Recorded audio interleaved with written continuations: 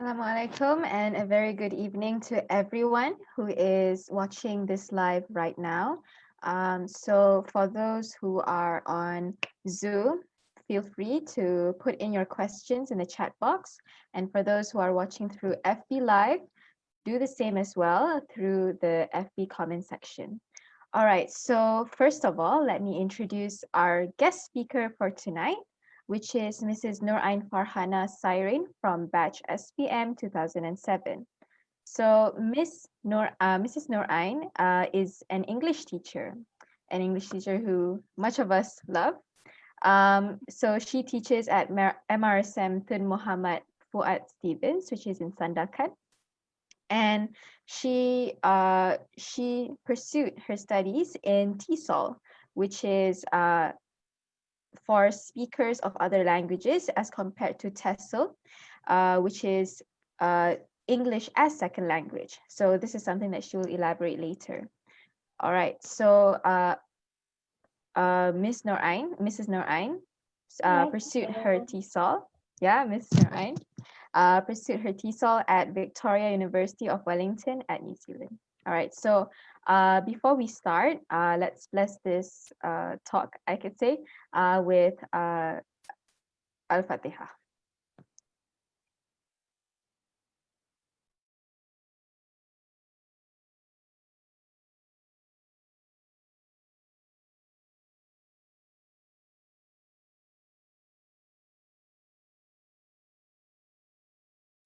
All right, the stage is yours.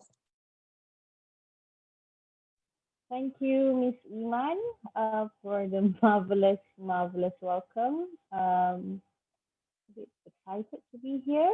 Thank you, everyone, for coming in. All right, so we're going to begin our presentation, teaching English as a second language.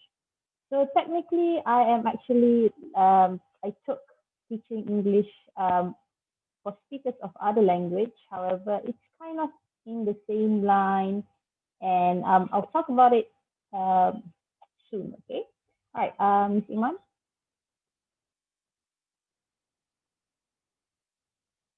All right, so here I took a short caricature where, you can see in the picture there, the teacher has wrote on the board where, tonight's English class is cancelled. However, because nobody understood English, therefore the students are still there.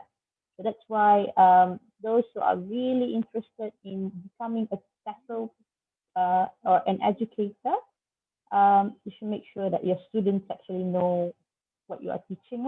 Okay, all right, next, please.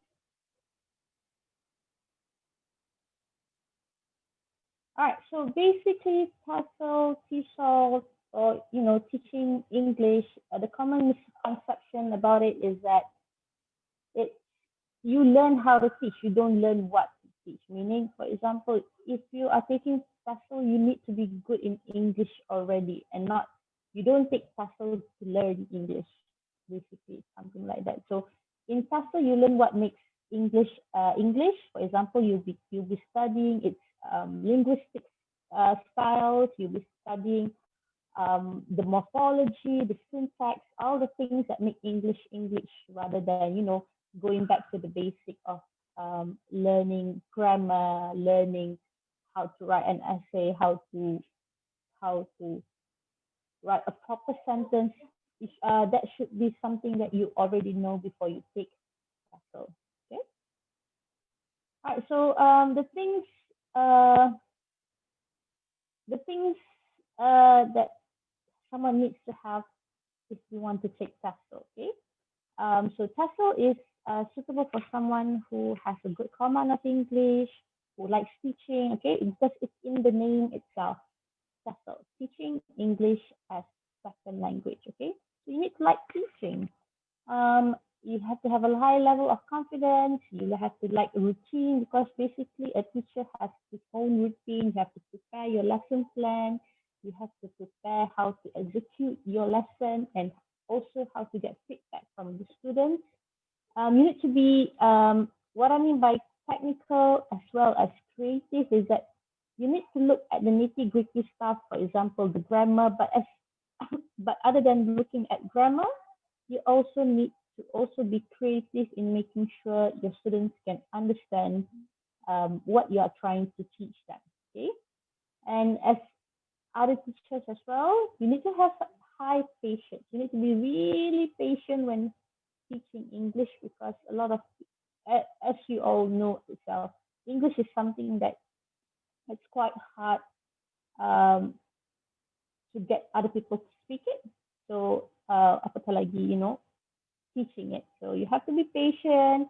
You have to make sure they are comfortable learning with you.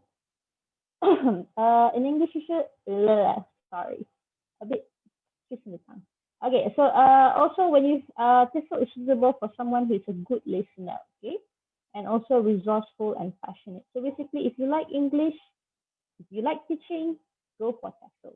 But if you think, if you think TESL um, can give you, can make you something like an ambassador, then I'm sorry, TESL is not suitable for you because TESL, as I say, it's in the name, it's teaching. So teaching is the main goal there. Okay? All right. So the difference between the three things, if you've heard of this, the TESL, TESOL, and TEFL. Okay?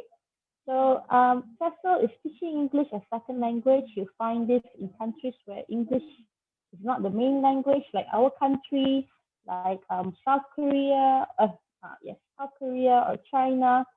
So they usually have TESL. TESL is a big thing. Whereas in TEFL, teaching English as a foreign language, um, the learners in foreign countries where English is not widely used, meaning people use it but just a limited amount. So this won't be beneficial in countries like Europe, where they mainly speak in English. And also teaching English to speakers of other language, which is what I'm taking, what I took. You saw, okay, so it's usually a combination between the two. It's basically it's still similar. You are still teaching English, but it's just to whom you are teaching to. And because the target learners are different, therefore the strategy of teaching is also different. And you have to bear in mind that it's not the same. People are not the same. Your students are not the same. Okay. All right. Now, okay, so you can see the education pathway here. So if you are taking SPM level, in order to get to foundation or prayu or, taking diploma in TESL, you have to basically minimum get credit for at least 3 subjects in SPM. Okay, so credit by credit I mean C and above. Okay, in order to pursue this course. Okay, so there's actually another how do I say this, another pathway in order for you to take TESL, but it's not here. So the first path is actually through Maktab Perguruan. Okay, I didn't know this before, and when I knew, it was a bit too late. But Maktab Perguruan is actually the shortest way for you to be a teacher, to be an English teacher. Okay, because it takes you about 2.5 years to complete your studies, which I think is a very time saver. Okay. What I took when I was taking TESOL is that I actually go through the second path, which is foundation or prayu. I took A levels at College Mara Seremban. Okay, so it was about 2 years there, but I wasted 3 years. Okay, so I'm spending 2 years, but I wasted 3 years, and by that I meant that my semester starts in the middle of the year. So when it starts in the middle of the year, it finishes in the middle of the year, and I still have to wait until the end of the year to begin a new life in university. So for me, I think that's quite a time waste a bit because you could start your path earlier, but that's my story. And another way for you to go through another path for degree in TESL is the diploma in TESL. Okay. So Diploma in TESL takes about 2 years. Foundations, basically, it's pretty much the same, 2 years as well. Then you're going to take your degree in TESL. So degree in TESL take another 3 years. So in total, you spend about 5 years in to complete your TESL degree. Okay. Um, some of the famous, well, not famous, but well-known universities that you can do your foundation is actually UIA if you want to go local. Okay. So UIA offers you Asasi in TESL. So that's actually quite good. But if you are thinking about going overseas, most overseas take take A levels, or even you can use your O level to go, but they basically they want a more certified qualification for you to register at their university. So please make sure do your research in the university that you want to go and see what qualifications that they take for you for them to admit you. Okay. All right. Now, what can you be with TESL? So some of the related jobs here is that you can be, as usual, lecturer, preschool teacher or teacher, ESL teacher, and director of language center. Now, for option number 4 and 5, you can actually go overseas for it. Okay, you can usually the country sorry usually China is actually requiring a lot of like ESL teachers for in their country because they are actually trying to develop this language skill among their citizens. Okay. All right, some of the responsibilities of ESL teacher is basically similar to any other teacher. Okay, you have to teach your students about English, you encourage them, you manage the classroom, you plan your lessons, you deliver your lessons, you give them homework, and yes, homework is a must. Okay. You create new materials for students to study, you organize events, you teach on a one-to-one basis. Now, when you teach on a one-to-one basis, that is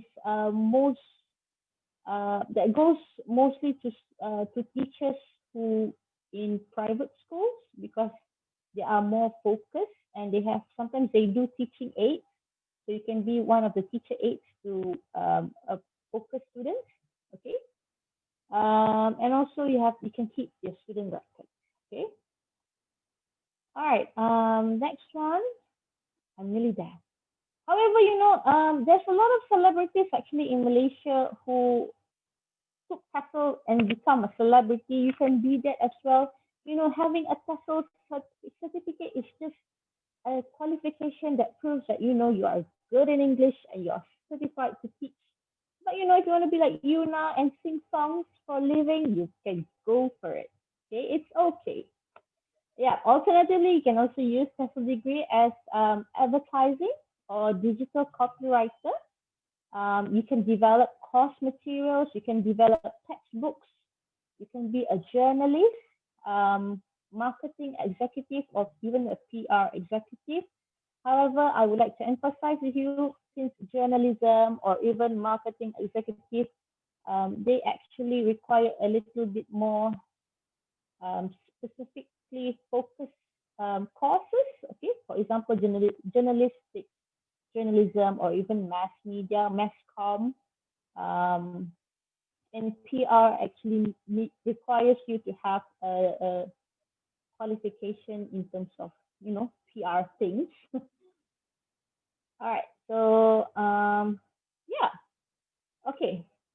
Yeah, I was a bit too fast with that, but never mind. Some of the things that make okay, I'm gonna share you a bit of myself lah. Okay, so the things. Oh, I got a question. Can I answer it? Should I answer questions first? Yes, you can do that. Okay. Totally. All right. So should I From read it Munira. out? Oh. Okay, Yeah. so from Munira Fazila, what are other skills we will obtain along during taking TESL degree? Okay. The other skills that you can have when you take a TESL degree, since you require a lot of creative thing, you require a lot of passion, patience. You actually become a more outgoing person. You become more confident.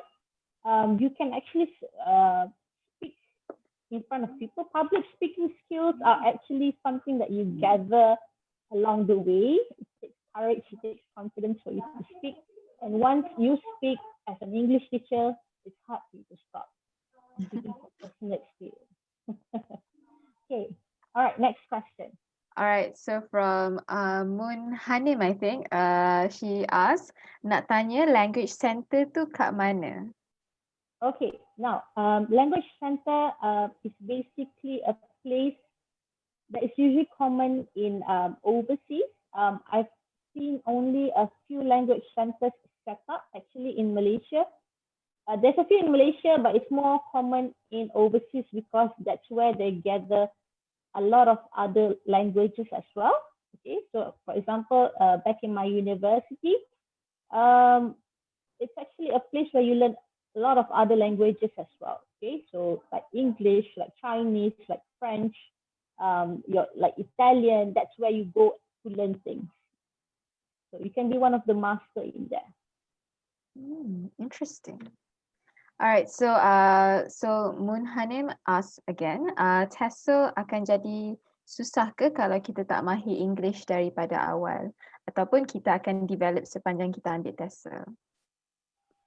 Oh, I love this question. I love this question. TESL sebenarnya dia tak susah kalau tak tahu. Cuma orang akan expected. I cakap campur dah lah. Orang expected a lot from you. Oh, budak TESL, tak boleh cakap English. So it's more towards dealing with people's expectation. But I mean, it's good for you to have a good basic in the beginning of the lesson rather than scrambling around through the need, because you will definitely struggle. If you don't know good English, you will definitely struggle, and then you will be left behind, and it's not a good feeling to be left out of things because of your language. All right, so the next question from Munira Fazila. What is the best university for TESL, government or private, in that retrospective? I would say it's actually up to you. It's actually terpulang kepada you punya how do I say this, taste bud gitu. Dia kalau macam contoh government, I would, there's a lot of actually government universities that offer TESL. For example, University Malaya, UKM, UPSI, but it's actually it's up to you mana you suka. Kalau nak kata pergi private pun, at the end of the day, it's the same thing. You are going to still be a teacher. It doesn't matter where your qualifications are from. Some even say, private lagi bagus. But at the end of the day, you are studying the same thing for me. All right. Actually, I have a question about that, but in another perspective. Sebab you took a different pathway kan, you tak buat in the country, you did it overseas. So for you personally, when you compared with like your other English teacher friends, what would be the pros and cons? I would say, how do I do this? Like if I were to compare to my friends who were, from the local universities, I think the thing that I find it like to be a huge difference is that Malaysian university is intense. Like in one semester you take 7 courses and you have to do your FYP and you have to do your thesis. But but when I was studying, I took 3 courses per semester, and like for example in a week or like a 5-day week, I only have classes like 2 days. So it was very easy, very relaxed. You enjoy doing it. You feel like so motivated to do it. Sounds So fun. yeah, I don't have to do thesis, or like when I come back to Malaysia and I found like I talked to my friends and they were like, oh, you did thesis, and I was like, okay, you are like so advanced. But in a way, see, that's the pro. When you have intense course, you know how to do things. You are more academically inclined to do things. Whereas when you go, for for example, in my case, overseas, it's more towards like learning for, learning because you want it, you want to be passionate about it. So at the end of the day, it's which one is your cup of tea? Would you like tea, coffee? All right. So from that, could you say like there are many places for you to like get a scholarship or funding to study overseas for TESL or TESOL or whatsoever? Oh yeah, that was another thing that I want to say. So in my pathway, I actually took it under the scheme Pelajar Cemerlang SPC. So yeah, I was among the few lucky ones that took that scheme, and I was sponsored by Mara till the end. So that's why I'm serving my years in MRSM. But yeah, I was quite lucky in that sense because all my A levels were sponsored. Even my university lesson fee, it was about 600,000, and it was all sponsored. So that was one of the luck I was one of the few batches that managed to get that. But these days, you can have I think a few that still offers with you. Mara still offers, Mara and JPA still offers you scholarship. It's just that you really need to work hard in terms of getting the pointer that they want, because nowadays a lot of people are smart nowadays. Oh So yes, yes. yeah, so it's a very competitive field. Um, but yeah, there's still hope for you. but if you were talking about money wise, then local universities, even the government universities, they actually offer a good quality education. So don't worry when people saying, oh, kau local je ke, apa ke. I mean, I respect my peers who were coming from local universities because they have so many things that they know that I don't know because of the intense education. So that would be like a cons, but a Yeah, double-sided coin lah. yeah, yeah. Alright, so from Cikgu Aisyah pula, adakah seseorang pelajar yang ambil TESL tu perlu ada kemahiran komunikasi? Dan macam mana kalau seseorang yang ambil TESL tapi dia tak berminat dalam bidang pendidikan? Ada pekerjaan lain yang sesuai selain Director of Language Center? Oh yeah, sure. Sorry, my baby is crying. Oh, it's okay, If it's okay. pekerjaan lain selain daripada Director Language Center. Okay. How do I say this? As I say, it's all in the name. Dalam nama degree sendiri tu dah teaching of English. But let's say you want to take TESL, but you tak minat dengan tak minat dengan dunia pendidikan, that's fine. You can be, as I say, you can be a course material developer. You can be someone who actually develops a lot of things for English wise. It doesn't have to be you don't have to teach to take TESL. You don't have to take TESL to teach. No, you have to take TESL to teach, but you don't have to teach to take TESL. Am I saying it right? Lebih kurang gitulah. Okay. Meaning, but pekerjaan yang sesuai, you can be a lot of things. Bagi I kan, TESL ni is another skill that you have. Macam contoh kan, I am from Taiping. Taiping is more science stream based, but I still go towards language. So it's a skill that is beneficial to have. It doesn't hurt to have, but if you don't like it, you can just go somewhere else. So macam itulah dengan TESL.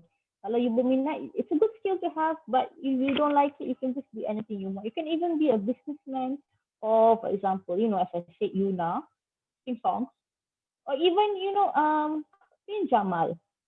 Pin Jamal is also she also took TESL. So you can be anybody actually with TESL. It's just a qualification, a certification that says you're good in English and you're qualified to teach. All right, so a sharing from Munira Fazila. I think you saw in the chat box just now. Yes. She says that she too is very inspired to become an MRSM English teacher and is also applying to become an MRSM teacher as a TESL student. She says that it's too competitive. So could you like shine some light onto this matter, like maybe how to go around, like maybe being able to compete? I'm sorry to say this, but the reason why it's too competitive to be English teacher in MRSM is all because of us. Budak tindikan marah. Okay. So because a lot of we come in a big batch. So for example, my batch of TESL is about 40, and that's one batch. So we have a lot of batches, and these batches are sort of uh, some of my peers could not be English teacher because of the limited space that they have. So itulah dia, itu kami budak tindikan yang dijamin kerja pun tak dapat kerja, apatah lagi orang yang baru nak masuk pekerjaan ini. Cuma you can start, one way of going about it is that you can start by becoming a sub teacher, substitution teacher. So from there you build a rapport with your pengetua, and then pelan-pelan you can go through that way, or you can be like formal and go through the main proper interview thing. But yeah, so memang competitive, even macam because it's very, every teacher, every school, every MRSM school in Malaysia, usually capacity English teacher diorang memang maximum, and even lebih-lebih because of too many lambakan cikgu-cikgu English, especially daripada pendidikan mara.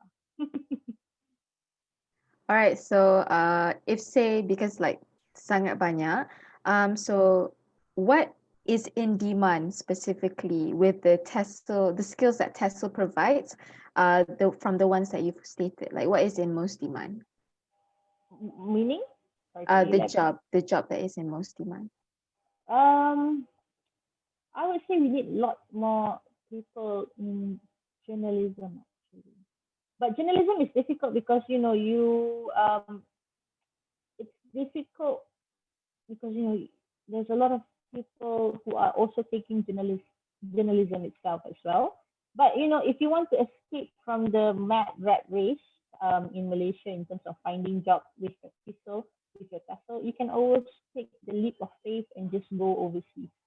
My friend went to China and taught there for a few years. Went to Korea and taught there for a few years, and it went well. It actually went well, okay, because they need more TESL teachers, but because not a lot of people want to move there permanently, it's actually pretty hard for you.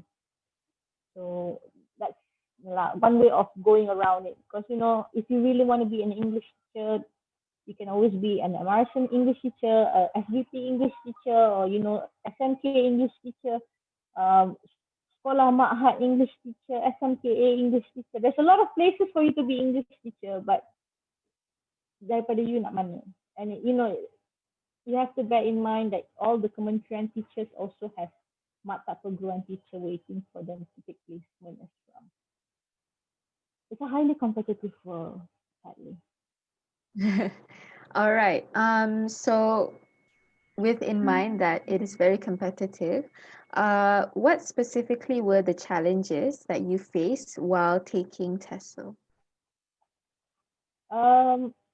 Personally speaking, I think the biggest challenge is communication skills, because you need to be able to talk out of thin air and just be like, make sense. It makes sense. You have to, okay, I have nice. You have to be able to bullshit things.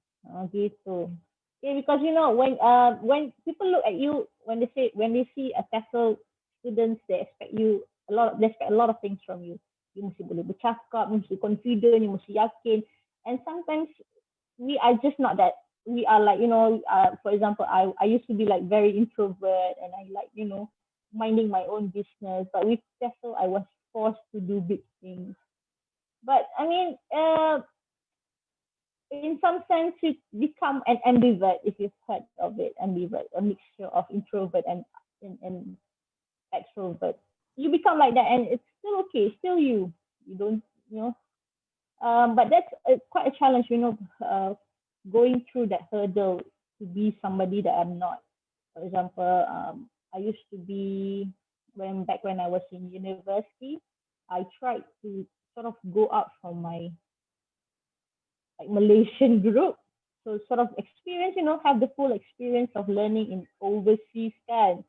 And that was a big challenge because you have to adapt with the culture shock, the different culture, the language barrier, trying to build up confidence to sort of speak clearly and confidently so people won't be like pandang slack tengok you cakap gagak kan. So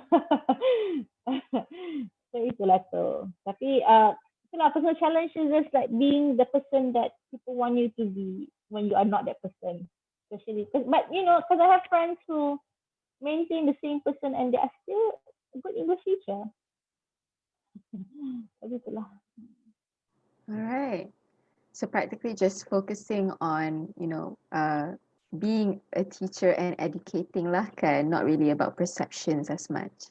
Yeah. But to be honest, I don't I actually don't see myself as a teacher initially. I actually wanted to be, someone on the TV. Teacher is something like, back in my mind because I don't. It's not me because my parents were teacher and I feel like I had enough of the teacher world. And then turns out, I'm a teacher as well. Oh, this is because of the Mara, right? Yeah, Uh, but how is it so far, like serving for Mara as a teacher? very rewarding, I would say. Mm. Rewarding in the sense that you feel a sense of security in your job. Like you have because you're working in government sector, compared to when you were working in private sector, it's actually more different, different work environment and expectation. But I mean, working with Mara, one thing is that it's the same kind of students you'll have. You'll have the good students, like you have the ones that will kalau dia orang nakal pun you tahu kat balik asrama tu jumpa je kat orang. So kalau dia orang nakal dalam kelas pun tak nak buat kerja English dalam kelas pun you see them outside of class and can always remind them. Back when I was your age, back when I was student form 5 student in MRSM, I was, I slept in my English class. So, when I'm English teacher, I felt that. I have students sleeping in my class. And I realized, okay, this is how Miss Alina would feel, or this is how Miss Nobita would feel. So it's like, so Oh, yeah, we share the same English teacher, Miss Novita. All right. So, yes, she's fun. She's very fun. So, from Anis, what is the country that you would suggest for the students who would like to take a TESL degree? mm, go for New Zealand. uh, uh, Basically, I love New Zealand because I went to study there, but you should try going to places where it's mostly English speaking native, like UK, go to America, go to I would suggest you to go to blah blah UK lah, kiranya UK governed punya territories rather than going to American, because American have a different language system that is not used in Malaysia, because Malaysia follow UK punya system.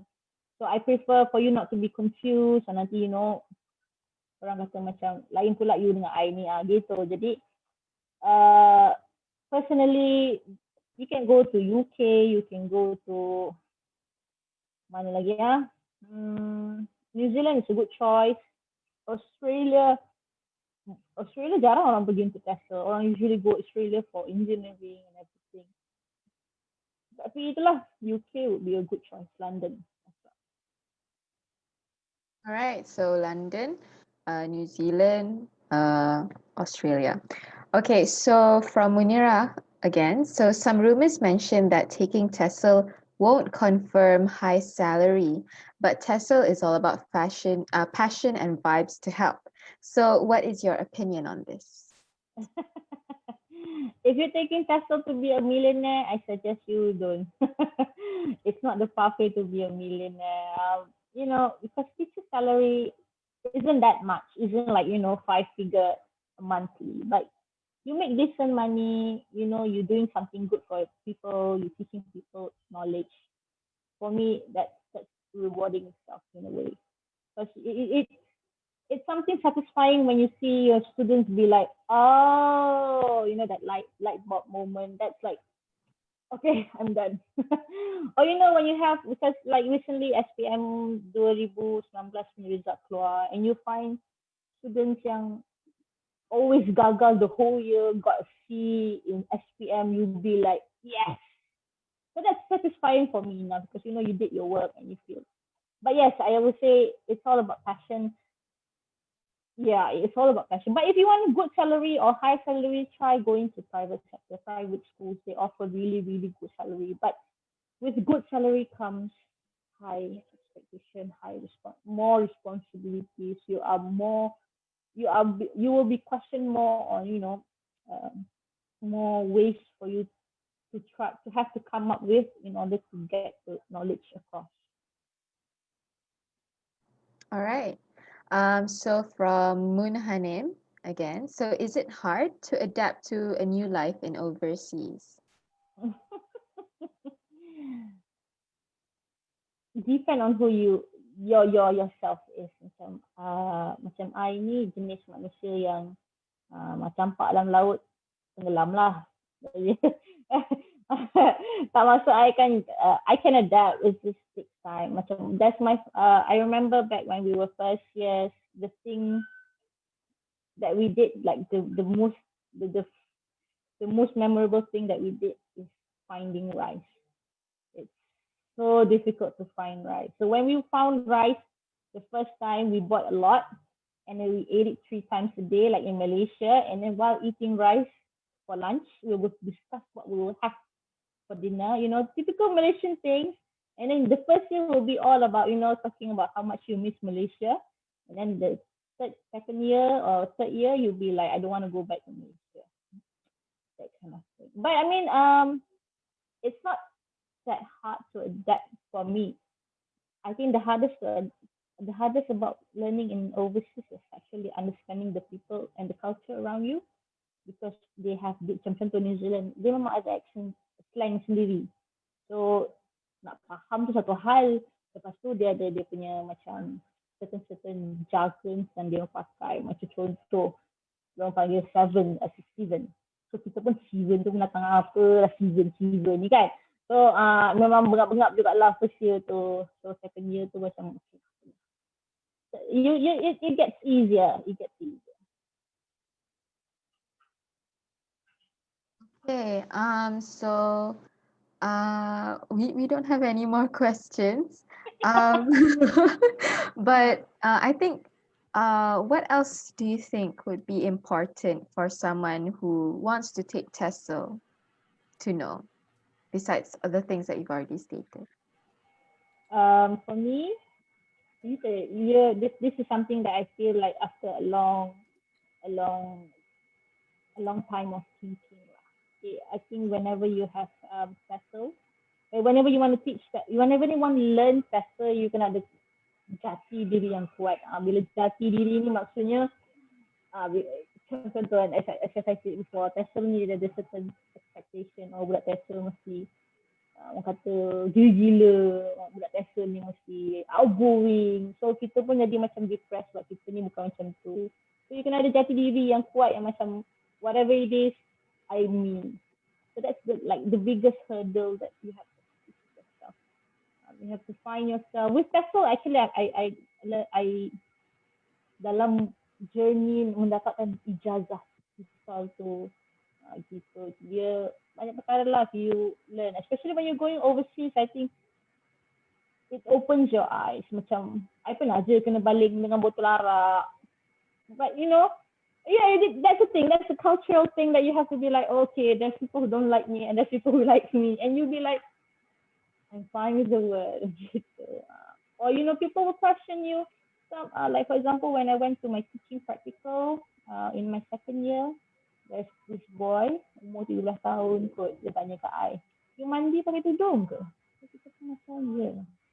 Dia memang I mandi pakai tudung, tak ada kerja lain. And you will find people who ask you, you ada rambut ke bawah tudung tu? And you'll be like, yeah, I tak ada rambut. But you have to, it's the culture thing that you'll be like, macam, I kena bersabar dengan orang-orang yang tak faham culture I. And then because I ni pun ada darah cakuran sikit kan. So you'll find people asking you, are you Indian instead of are you Malaysian? Are you African? Are you Mauryan? So you pun terima je lah. Iman, Oh, ya saya. cikgu nak tanya soalan. Oh, boleh teruskan. Teruskan. Cikgu Ain, Ya, cikgu nak tanya soalan. saya. Boleh tak bagi tahu kat cikgu, ada dua soalan. Tapi cikgu tak tahu, Okay. cikgu ingat ke. Okay, first soalan, okay, macam mana Ain boleh terfikir nak ambil TESL? Why? Kenapa? Right, kenapa nak ambil TESL? Kenapa pada waktu tu Ain pilih nak ambil TESL? Cikgu nak Ain beritahu sebab ada di kalangan student cikgu ni yang dia tak tahu dia nak buat apa. Dia tak tahu dia nak pilih apa dalam kerjaya dia. So apa yang buatkan Ain nak pilih TESL pada waktu tu? Dan kedua, sejauh mana sekarang ni Ain jadi cikgu bahasa Inggeris di MRSM sendiri kan? Cikgu nak tanya, apa yang sebenarnya Ain dalam kerjaya Ain, apa yang Ain nak dapat lagi sebagai cikgu TESL tu? Ke mana kita nak, mana lagi tinggi, apa yang Ain nak buat? Sebab TESL ni betul, dia satu... Ke? Ya? Hala tuju terakhir ke maksudnya? Hala tuju terakhir. Sebab TESL ni dia satu bidang yang betul. Dia bukan setakat ilmu, dia adalah kemahiran yang boleh dipakai pada semua keadaan. Cikgu rasa dia macam Mandarin apa semua kan, pada semua keadaan. So apa hala tuju Ain dalam career as a teacher, bahasa Inggeris, cikgu bahasa Inggeris, apa hala tuju Ain sebenarnya? Dan yang first dan kedua. Minta maaf Ain Apa? Tolong cikgu, tolong student cikgu Okay, thank you. Okay, so soalan pertama tu soalan paling best. Okay, macam mana Ain tahu nak ambil, macam mana saya tahu nak ambil TESL ni? Sebenarnya saya tak tahu. Sebenarnya mak saya kata saya nak ambil Masscom, tapi mak saya marah. So option saya time tu business dengan TESL. Masa saya pun ambil TESL sebab saya tahu TESL. Saya tahu business. Jadi itulah puncanya saya dapat TESL. Sebenarnya saya punya my interest is actually more towards special education sebenarnya. So cuma time tu kurang pendedahan. Jadi yelah time tu MRSM punya budak, especially MRSM Taiping, dia more towards the engineer and everything. So pendedahan terhadap maktab perguruan tu macam kurang. Jadi saya tak tahu pun saya boleh pergi ke arah maktab perguruan. So when I was in second year TESL yang baru tahu, oh okay, maktab perguruan boleh pergi rupanya. So I should have gone there. Tapi dah alang-alang dah second year kan, teruskan je lah pergi. So itulah kisah sedih. Taklah kisah asal usulnya. Ain happy tak dengan Ain pilih keputusan sehingga sekarang? Ain happy jadi sangat dalam happy. bidang ni? Bagi saya I cannot see myself in anything else. Memang macam rasa macam inilah rupanya Allah nak jadikan saya. Mula-mula memang tak nak jadi English teacher, dah jadi English teacher dah rupanya.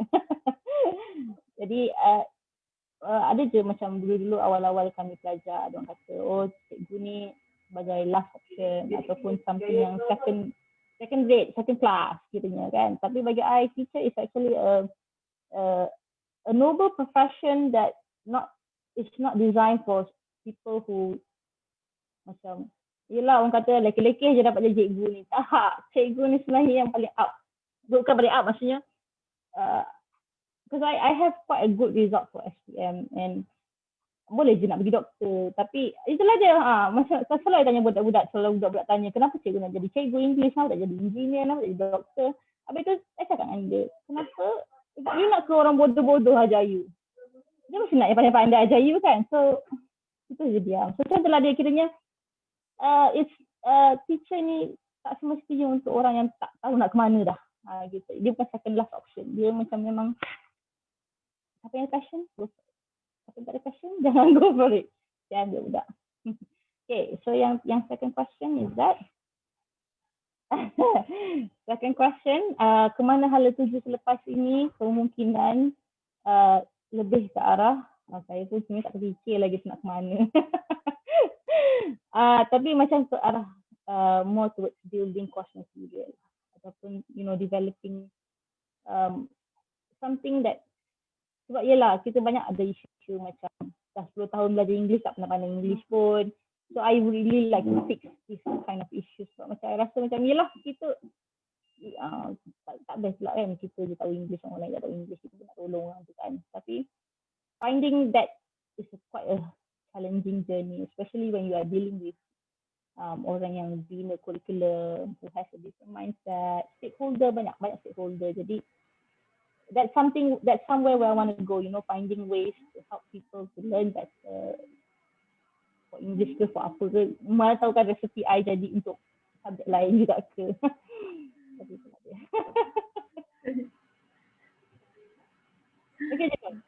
Okay, good. Cikgu kenapa cikgu risau kadang-kadang dalam kalangan student ni dia memang fikir jadi engineer dan doktor saja.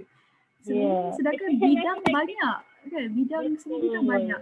Cikgu tahu kadang-kadang mereka takut lari daripada sains tu. Aku tak dapat tempat. So apa Ain punya nasihat pada pelajar-pelajar yang macam ni? Jangan ikut apa. Saya dah lah. Maksud saya itulah dia, kalau tak minat science atau math class, in the end of the day awak miserable juga. Bagi saya it's a good contoh kan, kalau SPM kan dapat dah puluh-puluh habis kan dapat A SPM. Okay, good. Lepas tak nak jadi cikgu sains atau cikgu math, tak nak jadi somewhere science dan math, that's fine. You still actually have that as your arsenal. Maksudnya macam itulah you punya ammunition you. Kalau tak, contohlah kan tapi tak minat science dan math, tapi at the end of the day tak dapat juga lari daripada science dan math. At least you dah ada qualification tu. Maksudnya macam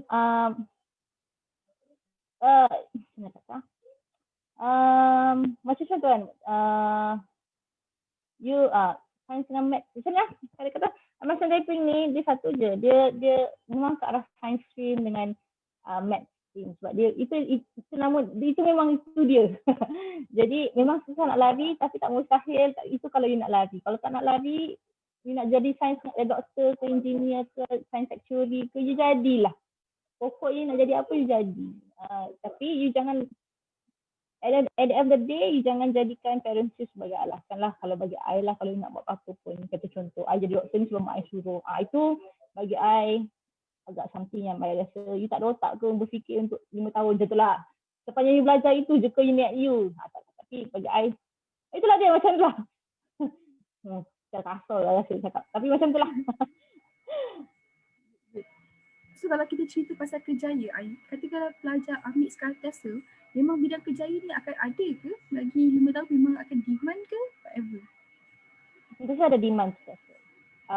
Tak kira dalam education tinggi dunia ataupun luar education. Even for example, you don't want to be whatever I mentioned before. You can always be a translator. That's another option. A translator, a transcriber. It's a skill. Itulah kata, it's a skill. So it's something that's skill driven. So anything that requires skill, even right now, social media is a hit. So you can be a social media manager. I pernah kerja social media manager and it works fine. You can go actually wherever you want because it's a skill. It's a skill-based education, qualification. Ada TESL degree, boleh ke sambung master and PhD? Yes, please do. We need a lot of academically people here. Especially in Malaysia context lah. Macam contoh saya dulu berminat. Saya sekarang ni mengajar di Sabah. Saya ni orang KL. Jadi kita jadi macam if you are linguistically driven and you fikir, kenapa English kat sini lain, English kat sana lain, English dalam konteks ni lain, English dalam konteks tu lain. Jadi we need more people to develop more research material, people, please. Because tak cukup. Tak ada orang nak buat. Tak ada orang nak buat research tu. Even in Malay, bahasa Melayu sendiri pun kekurangan bahan untuk konteks-konteks beginilah. So, please do master, PhD. Saya ni belum sampai seru je. Tapi memang nak buat. Something I really want to do if I have the time. I have a question actually. Yeah. Tapi this is a very general one lah. Like you talked about not knowing nak jadi cikgu kan awal-awal. Like you just took the degree in TESL. But like a lot of students at this age macam before SPM and after SPM even like diorang tak sure dekat mana diorang nak pergi. All they see is right in front of them the school that they're based in, which is like for MRSM Taiping, which I see lah, macam at maths, physics, bio. So what helped you in the process of like finding yourself? Like, what do you want to be in the future? Let me think. Basically, when I was 17, I don't know. Sama macam korang, tak tahu, we don't know where to go. Basically, we were told what to do, and especially in macam typing, you are told what to do kan. Belajar, jadi ni jadi. Itu jadi. So kalau kawan-kawan kata doktor, itu pun jawapan kan. Jadi ke arah cikgu ni sebenarnya memang ada, I think in my batch myself pun ada a few yang jadi cikgu. Itulah macam kiranya contoh ada 200 people, mungkin dalam less than 10 yang jadi cikgu. Sebab kita ni tidak didedahkan, bukan tidak didedahkan, tidak disogok ke arah okay, jadi cikgu tu pun boleh sebenarnya untuk pelajar MRSM Taiping. Tapi it's something that you can do. For me, macam mana I nak tahu I nak cikgu ni, masa I 17 tahun I tak tahu nak buat apa. Sebelum I fly, mak I actually kata, I tak payahlah pergi belajar, pergilah kahwin lah, I belajar you kahwin. Sampai tahap gitu kan. Tapi kita buat juga, dia macam try and error. I got friends who actually dah 2 tahun masuk belajar diploma, then tukar subjek lain. And it's still okay. Lambat sikit sampai ke destinasi yang nak diidamkan, tapi sampai, yang penting sampai. Contohnya agentis, tapi you baru tahu selepas 2 tahun ambil mass comm. Tak apa, pergi tukar. Tak ada masalah. Tapi yang penting kena tega sikit lah, kena bermula daripada awal. Itu je. A lot of people actually cannot achieve their dream is because they are afraid of starting from the beginning. Itu je.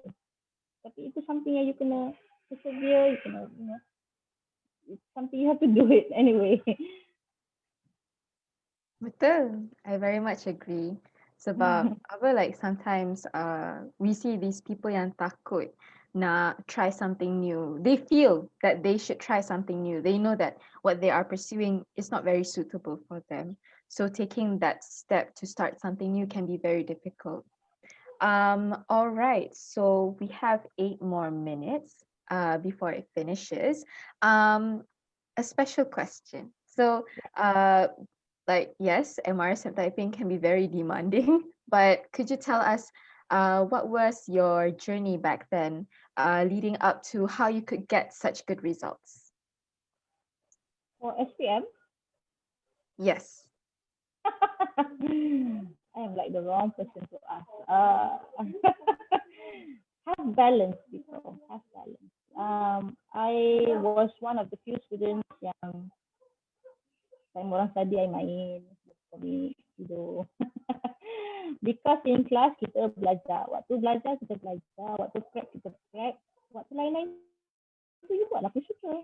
You janganlah buat. Yelah, you janganlah waktu rejah you belajar. Waktu tidur you belajar. Waktu bangun you belajar. Waktu makan you belajar. When you don't have balance, you feel you want to go crazy. Bagi itulah sorry, anak I nangis jadi sembilan. It's okay. Tapi itulah, you have balance. When you have balance, insyaAllah Allah tolong. Okay, sebab dia ada keberkatan dalam masa. Itu yang nak cakap. Masa ni ada keberkatan ni. Kalau you tak curi masa untuk subjek lain, contoh maths you buat kerja English you buat kerja science, chemistry. If you tak curi masa, insyaAllah masa akan diberkati. Itu satu thing yang I pun nak pesan dengan anak-anak murid I. Jangan curi masa. Contoh sepatutnya malam ni, you dah plan dah nak cuci kain. You pergilah cuci kain walaupun ni. Jangan curi masa. Time English, you belajar English. Gitulah. Tak tahu lah sekarang ni ada masa dekat typing tu. There is some balance. I mean, like during my time, I think mine was 2016, not so far. The balance is structured lah. I mean, like there's other activities for you to do, but they give you the activities. But it's very fun lah. It's very fun. My time at MRSM Taiping was very rewarding. I think the last time I went there was 2013 saya pergi sana, and they were so different from my time. My time memang, you know, skema babat lah. You jalan, you tak pandang orang. Jalan tu lah macam nak pergi berlumba. You jalan laju-laju. Itu kalau kat diving lah. Like time is essential. Time is like something yang very crucial. You lambat 2 minit pergi kelas, you dah kena maki dah. Tak lah, bukan maki lah. Marah. Sorry cikgu. Tapi you know, but when I went there for my second visit, it was like, you know, everybody was like santai, like you know, I'm glad in a way that, you know, things have relaxed a bit. It's just that I feel like it's so different from my time. But one thing I love about MRSM Taiping, other than my friends and my teachers and everything, is the DS. The DS, the one flavor. Like their menus are best. When you have good food, you have good mood. So when you have good mood, you study pun senang, you tak lapar. So, makanlah kalau nak belajar. Belajar ni banyak pakai otak. Bila pakai otak, you lapar. So, you know, have balance in your life. All right, so I think final call for any questions from FB Live or from Zoom. Cikgu rasa boleh je kalau ada student nak tanya terus dengan bercakap pun boleh. Boleh. Kita ada lagi 4 minit. Okay, so siapa nak bercakap, nak buka kamera pun boleh, tak ada masalah. Dia nak tanya. Ada satu perkara yang saya nak cakap. Ada dekat sini juga, kalau ada nak tanya, perlu tak nak masuk college matrikulasi? Bagi saya kalau nak ambil TESL, tak payahlah pergi arah sana. Kalau nak jadi doktor, nak pergi arah perubatan, baru awak masuk. Yang science based, you go to matric. If you don't want to take science based, don't waste your time there. Just go ambil asasi terus. Jangan pergi matrikulasi. Yalah. Kita pernah tak give up if anak murid tak faham English? Oh, satu sabaran yang kental. Yes, ada je pernah rasa nak give up. Rasa macam, especially when you know, when you have students yang hari ni kita ajar A, esok dia tanya lagi, A tu apa? Okay, tak apa, kita ajar lagi A. Dia tanya lagi A tu apa? Kita ajar lagi A, dia tanya, cikgu pernah ajar A tak? Kita pun rasa macam, okay. Tapi, yeah. Ambil asasi boleh continue overseas ke? Boleh. Boleh sangat-sangat boleh. Asasi ni basically foundation, bila dia asasi ni dalam banyak bentuk. You tengok asasi apa you ambil. Kalau you ambil asasi A level, pergilah overseas. Kalau ambil asasi macam contoh foundation in, you kena tengok balik requirement university overseas you macam mana. Apa yang dia nak sebelum itu. Tak ada masalah you buat asasi kat mana. Nak buat kat overseas, nak buat asasi terus kat overseas pun boleh. Nak buat kat Malaysia dulu sambung kat overseas pun boleh. Mana-mana pun boleh. Yang mana yang memudahkan. Ain, yang tadi Cikgu Ain cakap kalau nak ambil TESL tak perlu masuk apa ni? Matrikulasi. Okey, habis tu apa selepas SPM ke mana? Terus pergi asasi ataupun terus pergi mata perguruan ataupun terus pergi diploma. Okey, that's a shorter way. Okey, maksudnya pergi ke diploma ataupun pergi ke mata perguruan ataupun pergi asasi. Ya. Yeah. Atau pergi asasi. Okey, matrikulasi tu sebenarnya dia asasi lah. Tapi masuk kat sini dia asasi yang menjurus lah, maksudnya betul tak? Ya, ya. Okey, takut budak Fuad salah faham. Okey. Ya, betul. Sebenarnya saya ada je asasi satu anak murid saya, dia masuk asasi dekat UiTM ada. Ya, dia UiTM betul. Ya, dengan UIA tak silap cikgu. Ya, betul. Asasi UIA. Saya asasi kelas juga untuk lesson, untuk TESL. Dia ambil dia aplikasi. Cuma bagi saya macam panjang sikit journey dia lah. Kalau di matrikulasi ni, especially you know when you have macam you kena achieve a certain threshold untuk lulus, dia jadi macam pressure untuk orang yang baru lepas SPM ni.